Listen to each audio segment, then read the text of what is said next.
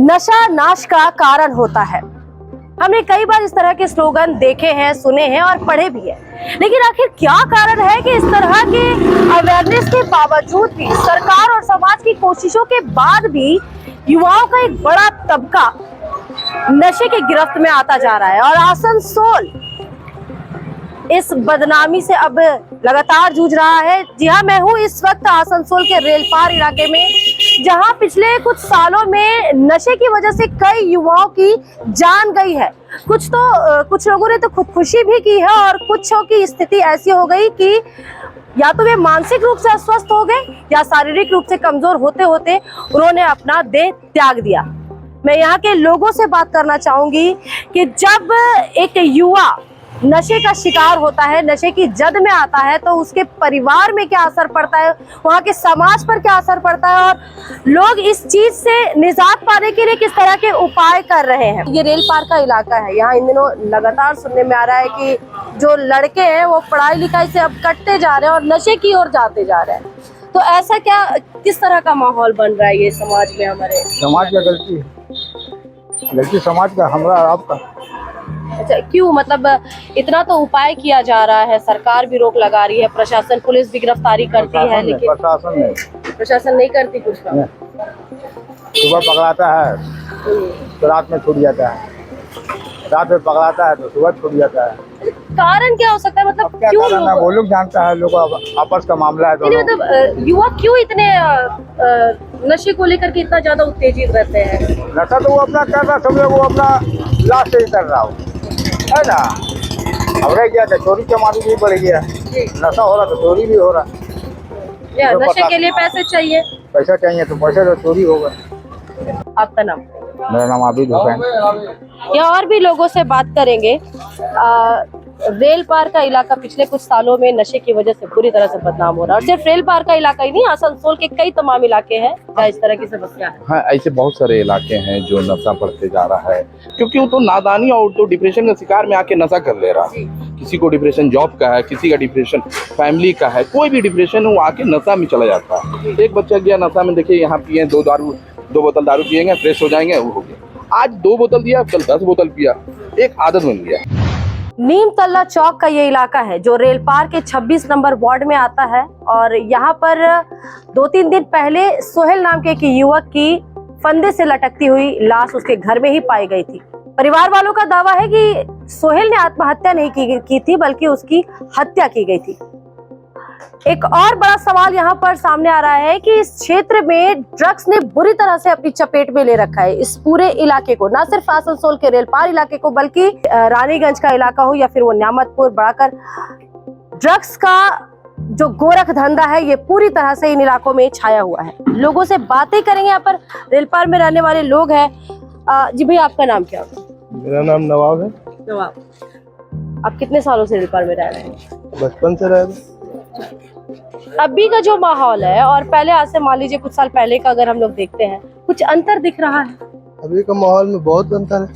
पहले का बहुत अच्छा था, अभी नशा से भरा हुआ है ये एरिया। एकदम नशा इधर आम होया हुआ है। छोटा छोटा लड़का नशा कर रहा है, डैंडेट का नशा करता है, हीरोइन का नशा करता है, और पता नहीं कौन सी है, हम तो जानते भी नहीं है, लेकिन सब नशा कर रहा है।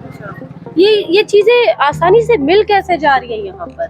अब उतना हम लोग तो जानते नहीं कैसे मिल रहा है, लेकिन मिल जा रही है, आसानी से मिल रहा है, इस वजह से नशा कर रहा है लड़का लोग। अच्छा, हमने कई लोगों से बात की तो ये भी सामने आया कि छोटे छोटे बच्चे भी हैं जो इसके सप्लाई में लगे हुए हैं, और भी लोगों से बात करेंगे। आपने ये समस्या देखी है, ऐसी महसूस कर रहे हैं? नहीं, आप नहीं करते हैं।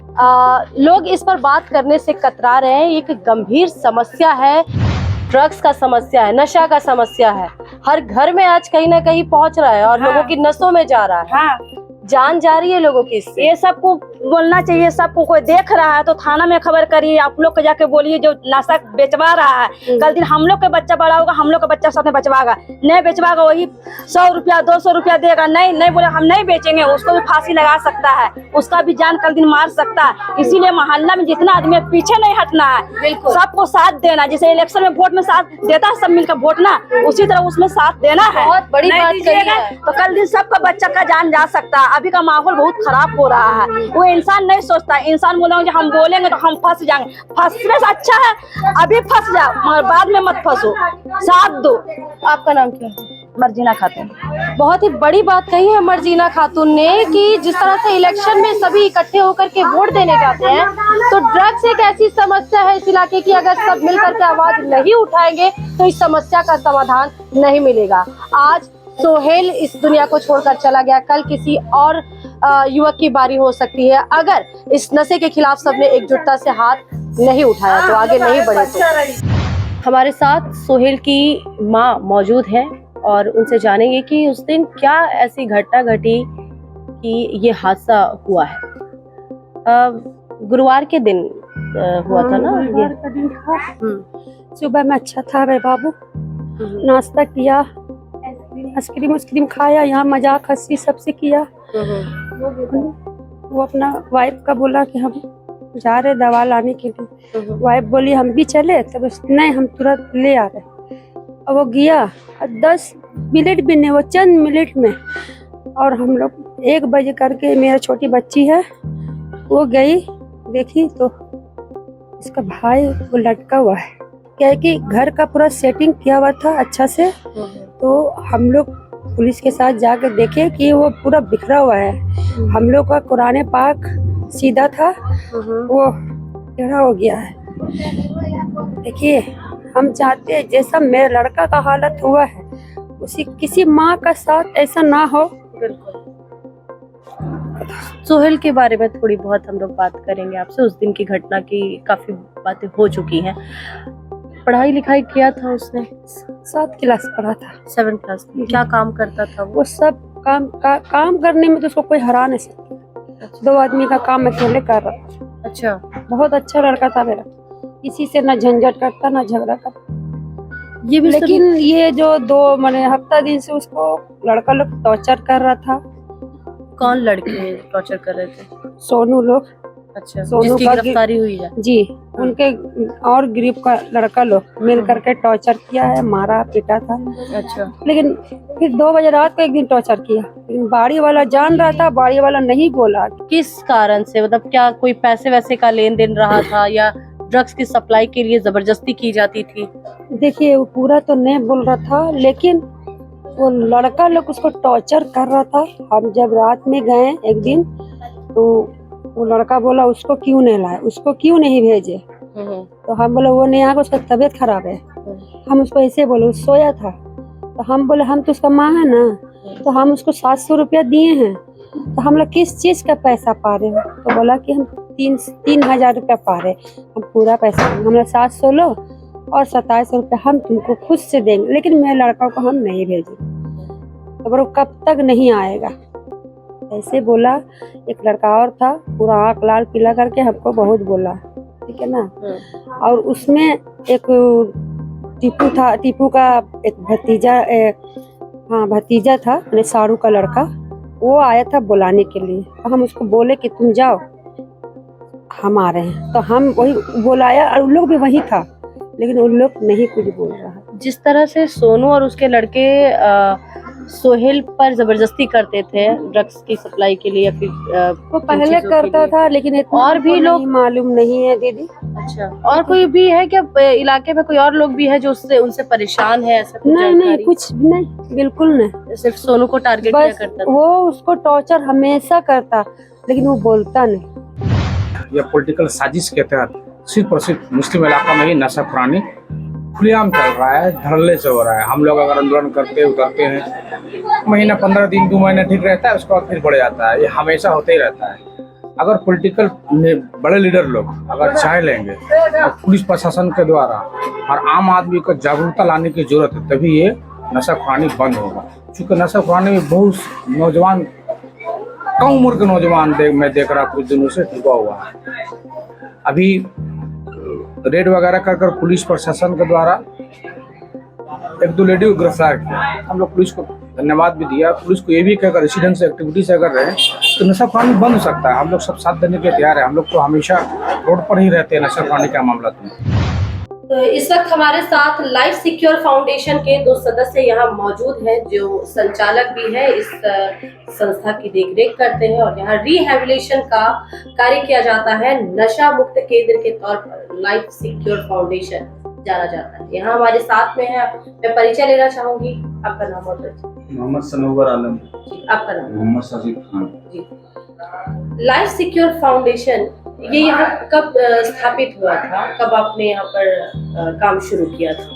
17 सितंबर 2023। जब नशा से ग्रसित युवक यहाँ आते हैं, उन्हें उनके परिवार के लोग या गार्जियन लेकर आते हैं, इसके बाद किस तरह की प्रक्रिया होती है, प्रोसेस क्या होता है, ये प्रोसेस होती है कि पेशेंट एडमिशन होती है। एडमिशन होने के बाद उसको हम लोग 1 मंथ डिटॉक्सिफिकेशन में रखते हैं। जी। फिजिकल फिट के लिए। फिजिकल फिट जब हो जाता है वो उसके बाद उसको शेड्यूल टाइम में उतारते